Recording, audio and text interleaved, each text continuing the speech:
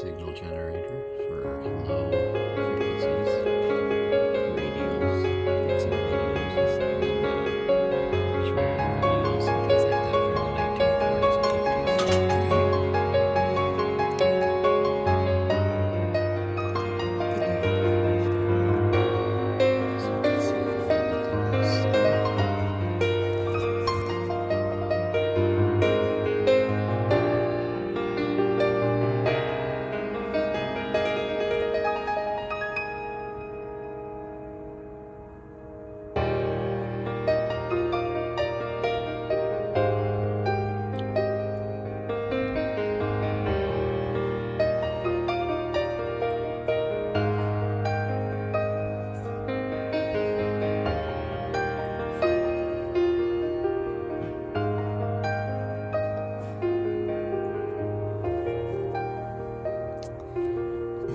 Looks pretty virgin.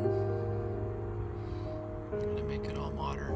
Take all these out though to save them. I'm sure a lot of them are out of tolerance anyway, so kind of give you an idea of HP 1949,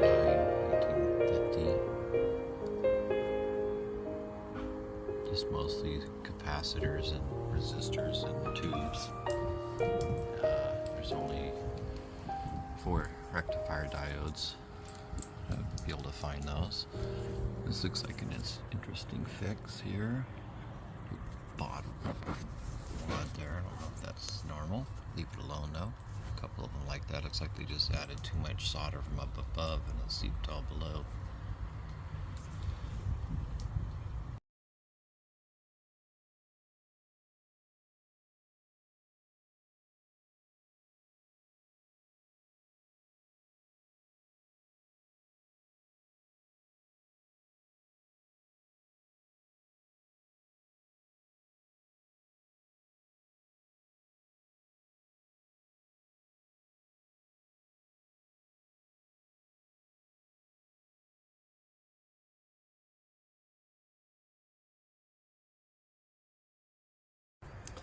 Okay, so I've removed all the vacuum tubes. I'm going to go ahead and I have a vacuum tester. I'm going to go ahead and test all of them before I do anything.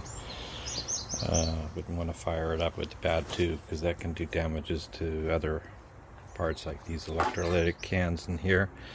These is hard to read, but it looks like these are the 4 microfarad caps. And I'm sure these down here might be the 20s, 40, maybe a 50. I have to check because they're kind of placed in areas that are going to be hard to read unless I can get my camera in there. Let's try that. Let's see. Yeah, they're kind of put in areas that are really difficult, like this one. Let's zoom in there, see if we can get it. See, I see a 4 MF. It's like 600 volts. So that's what I'm thinking. I'm not going to do anything with those yet until we check the tubes. Start with that. Anyway, we'll get that checked out next. I'm going to put a piece of tape on each top of each one, writing what the reading was on the tube checker. I have a Heathkit TC-3, so that's what I'll be using. Anyway, here we go.